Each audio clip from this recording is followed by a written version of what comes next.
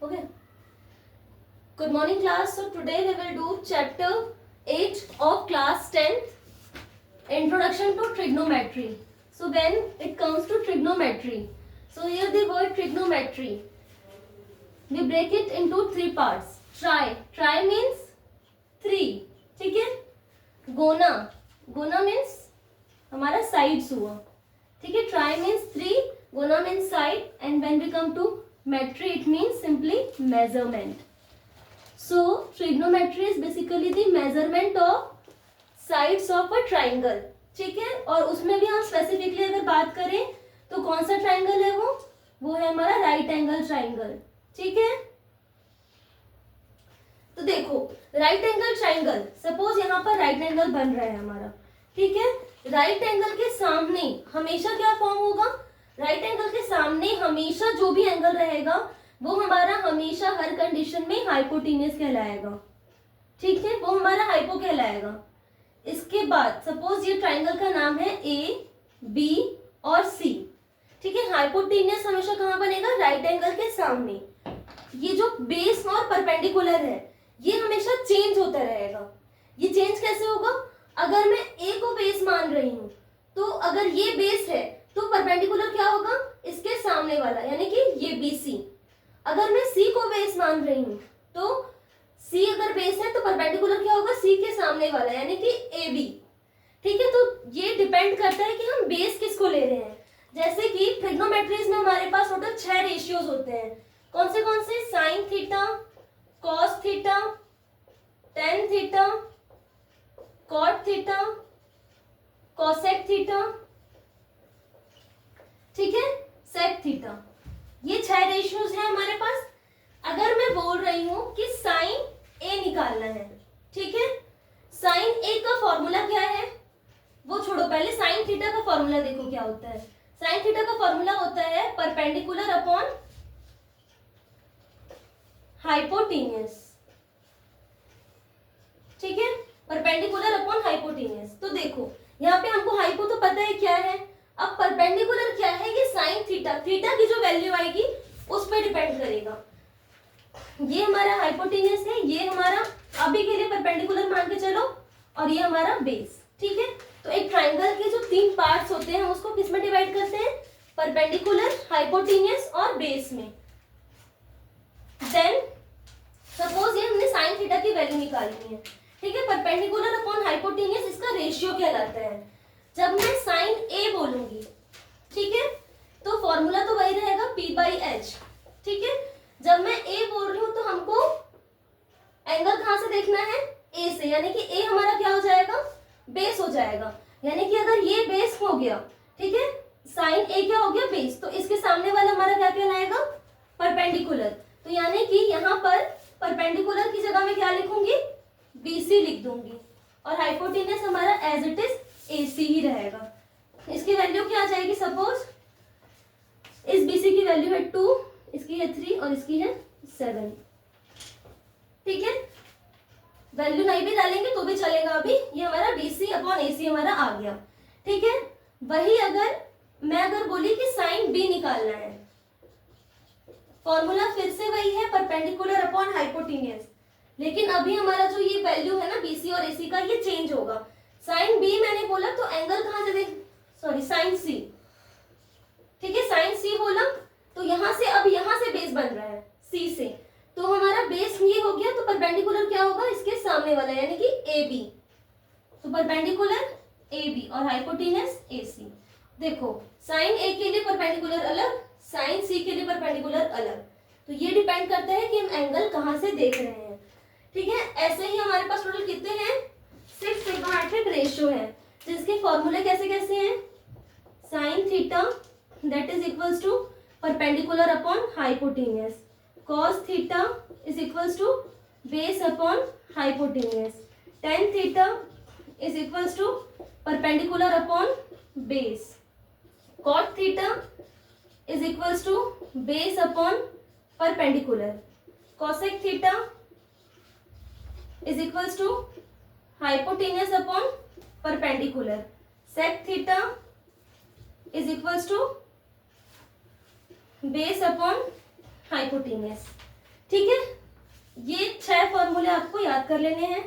यहाँ पे जब मैं साइन और कॉसेक को देख रही हूँ तो मुझे दिख रहा है कि P बाई एच था, इसका अपोजिट H बाई P हो गया है। फिर जब मैं कॉस और सेक को देख रही हूँ तो B बाई एच था, ये H बाई B हो गया है। ठीक है, यानी कि जस्ट इसका अपोजिट। टेन और कॉट को देख रही हूँ तो P बाई B था, ये B बाई P हो गया है। इसका मतलब कहीं ये तो नहीं कि साइन थीटा जो है वो इक्वल है हमारे 1 अपॉन कॉसेक थीटा के।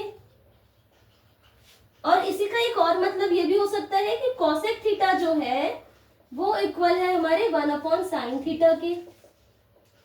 तो ये भी हमारा एक क्या है, फॉर्मूला है।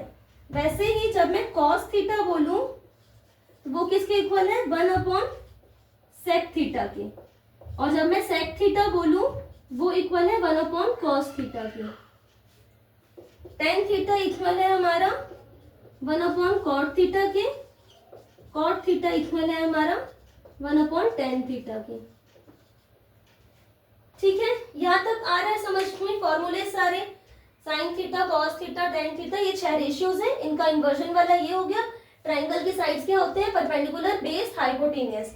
ठीक है, डिपेंड कर रहा है कि हम कौन से एंगल से बेस ले रहे हैं। ठीक है, इसके बाद एक फॉर्मूला होता है पाइथागोरस थ्योरम से आया है, दैट इज हाइपोटेनियस का square will be equal to perpendicular का स्क्वायर प्लस बेस का स्क्वायर। तो ये 3-4 फॉर्मूलेज हैं जिसको आपको अच्छे से भी नोट डाउन कर लेना है कॉपी में और लर्न करना है। ठीक है, अब इन फॉर्मूलेज को लर्न करने का एक छोटा सा इजी सा ट्रिक है। वैसे तो आप जब जब फॉर्मूला यूज करोगे ना, जैसे जितने क्वेश्चन आप सॉल्व कर रहे हो, जितनी बार इस फॉर्मूले को राइट डाउन में कॉपी में कर रहे हो, वो याद हो जाता है ऑटोमेटिकली। बट अगर फिर भी कोई ट्रिक चाहिए तो उसमें एक सिंपल सा ट्रिक है। साइन थीटा होता है, फिर कॉस, फिर टेन, फिर कॉट, फिर सेक, फिर कॉस। पंडित बद्री प्रसाद हर हर बोले। ठीक है, पंडित बद्री प्रसाद हर हर बोले। ठीक है, इसको लिखने की भी जरूरत नहीं है। इसका जस्ट अपोजिट फिर ये क्या हो जाएगा, कॉस सेक, ये सेक और ये सॉरी कॉट, यानी कि पंडित बद्री प्रसाद हर हर बोले। अब अगर मैं इसके आगे बताऊं तो हर हर बोले पंडित बद्री प्रसाद, तो यानी कि वही होगा। इतना ही बस याद रखो, पंडित बद्री प्रसाद हर हर बोले, सॉरी पंडित बद्री प्रसाद हर हर बोले। ठीक है, इसमें क्या होगा, साइन थीटा का ही हो गया, इसका उल्टा करोगे कॉसेक, कॉस थीटा का ही हो गया, इसका उल्टा करोगे सेक, टेन का ही, इसका उल्टा करोगे कॉट। ठीक है, तो ये अपोजिट वाला इन्वर्जन वाला तो इजीली याद हो जाएगा और ये बहुत सारी जगह यूज भी होता है ये इन्वर्जन वाला, तो इसको अच्छे से याद कर लेना। ठीक है, किस्मत। So the first question which we will have to discuss is in a triangle ABC, right angle at B। एक ट्राइंगल है ABC, ठीक है, जहां पर राइट एंगल जो है वो कहाँ पे फॉर्म हो रहा है, B पे फॉर्म हो रहा है। ठीक है, अगर AB की वैल्यू है 24 सेंटीमीटर, सपोजिटली ये AB है, ठीक है, इसकी वैल्यू है 24 सेंटीमीटर। BC की वैल्यू है 7 सेंटीमीटर, BC की वैल्यू है 7 सेंटीमीटर। तो हमारा कुछ वैल्यूज हमको दिए हुए हैं। साइन A cos A का वैल्यू क्या होगा, साइन C cos C का वैल्यू क्या होगा। सबसे पहले हम क्या करेंगे, गिवन लिखेंगे। गिवन में क्या दिया है, AB is equals to 24, BC is equals to 7। देखो अगर ये राइट एंगल बना रहा है तो ये वाला क्या कहलाएगा, ऑब्वियसली उसके सामने वाला हाइपोटेनियस होगा, है ना। राइट एंगल के सामने वाला हमेशा क्या होता है, हाइपोटेनियस होता है। तो हमारे पास by Pythagoras theorem, Pythagoras theorem क्या बोलते हैं कि कभी भी हाइपोटेनस का स्क्वायर जो है वो इक्वल होगा परपेंडिकुलर के स्क्वायर प्लस बेस के स्क्वायर के। परपेंडिकुलर कितना है 24, 24 का स्क्वायर प्लस बेस क्या है 7, 7 का स्क्वायर। इसका अगर हम स्क्वायर करेंगे तो 576 आएगा, इसका करेंगे तो 49 आएगा। ये दोनों को ऐड करेंगे तो हाइपोटेनस का स्क्वायर किसके इक्वल हो जाएगा 625 के।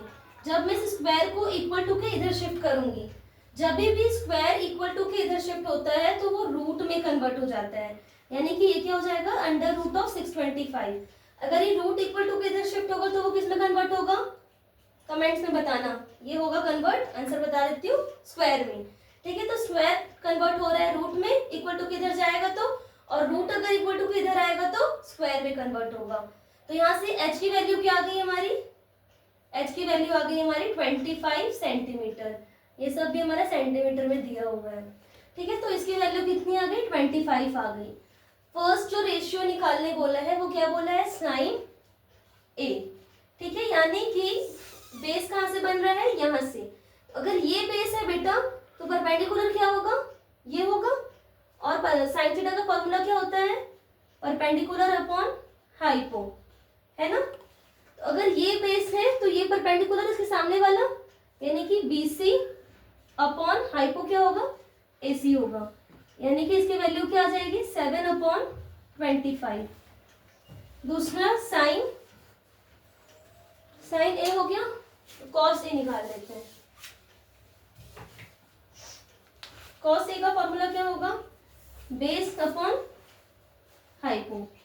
तो देखो बेस कहाँ से ले रहे हैं, यहाँ से ले रहे हैं, है ना। ये वाला बेस है क्योंकि A है, तो A भी हो गया हमारा बेस।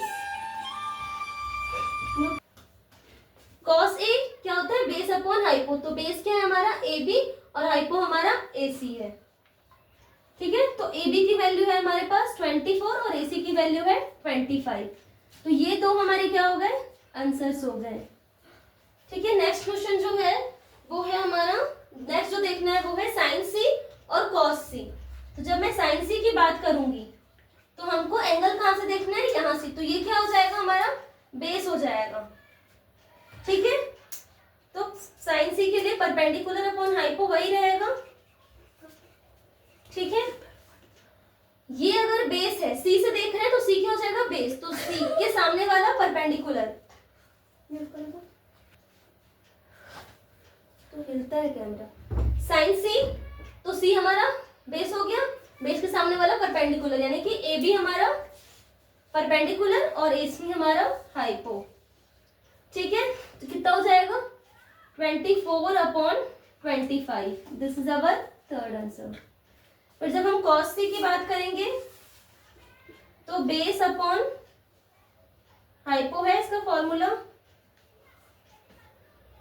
ठीक है, बेस क्या है, देखो C से बेस ले रहे हैं, यानी कि BC हो गया हमारा बेस। और हाइपोटेनस तो हमेशा हर केस में अगर आप देखोगे तो सेम है, 25 25 25। तो यानी कि बेस क्या है, 7/25। तो ये हमारा नेक्स्ट आंसर हो गया। यहाँ तक आया सबको समझ में, एक बार अच्छे से रिपीट कर लो सब लोग इसको।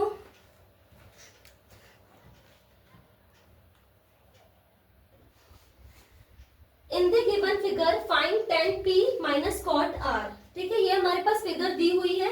यहाँ पर दिख रहा है कि राइट एंगल जो है वो कहाँ फॉर्म हो रहा है, एंगल Q पे। ठीक है, तो अगर यहाँ पर राइट एंगल फॉर्म हो रहा है तो उसके सामने वाला क्या क्या लाएगा, हाइपोटेनियस। ठीक है, तो ये हमारा PR जो है वो परमानेंटली हाइपोटेनस फिक्स हो गया। यहाँ पर हमारे पास QR की वैल्यू नहीं दी हुई है, तो हम फिर से क्या लगाएंगे, पाइथागोरस थ्योरम लगाएंगे। That is hypotenuse square is equal to perpendicular square plus base का स्क्वायर। तो हाइपोटेनस का स्क्वायर कितना है, 13 का स्क्वायर। परपेंडिकुलर क्या है हमारे पास, 12, तो 12 का स्क्वायर प्लस बेस का स्क्वायर। 13 का square 169 equal to 144 plus B का स्क्वायर। ये वाला इधर आएगा तो सब्ट्रैक्ट हो जाएगा, यहाँ पे प्लस में तो यहाँ आए माइनस में हो गया, बी का स्क्वायर। सब्ट्रैक्ट करो इसको, कितना बचेगा, 9 में से 4 गया 5, 6 में से 4 गया 2। ठीक है, तो बी स्क्वायर, ये स्क्वायर इधर आएगा। तो मैंने लास्ट क्वेश्चन में भी बोला था, स्क्वायर अगर कन्वर्ट होता है तो रूट में कन्वर्ट होता है, इक्वल टू के इधर आता है। तो यहाँ से बी की वैल्यू क्या आ गई, 5 आ गई। That is B is equal to 5 centimetre. ठीक है, यानी कि QR। अच्छा, एक काम और कर सकते हैं इसमें, हम इसको ऐसे ना सॉल्व करके हम इसको कैसे सॉल्व कर सकते हैं, PR का स्क्वायर इज इक्वल्स टू, यानी कि ये जो हमने h स्क्वायर ये सब लिया है ना, इसकी जगह हम इसको ये रख देते हैं, PR का square is equals to P Q का स्क्वायर प्लस क्यू आर का स्क्वायर। ठीक है, यहाँ पर बेस ना बोल करके हम क्या दिखाएंगे इसको पूरे टाइम, क्यू आर, क्योंकि जब हम चेंज करते हैं ना तो वो वैल्यूज भी चेंज हो जाती है, यानी कि क्यू आर का स्क्वायर आएगा यहाँ पर बार बार।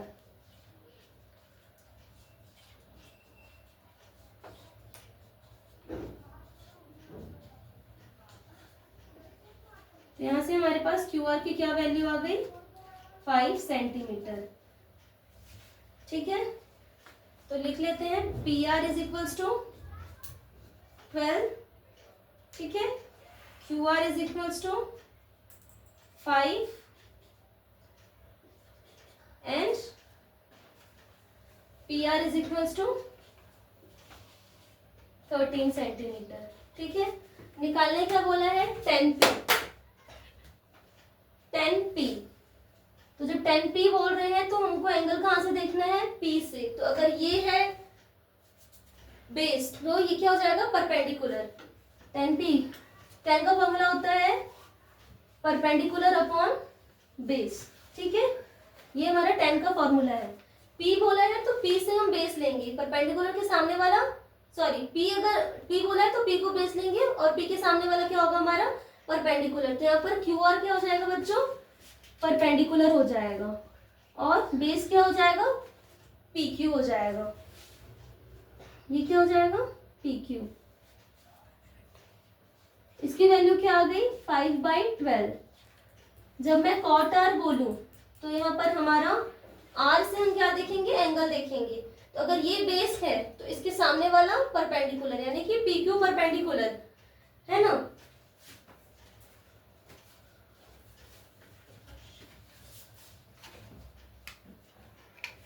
देखो ये हमारा बेस होगा, यानी कि क्यू आर हमारा बेस हो गया, और परपेंडिकुलर क्या होगा, पी क्यू होगा।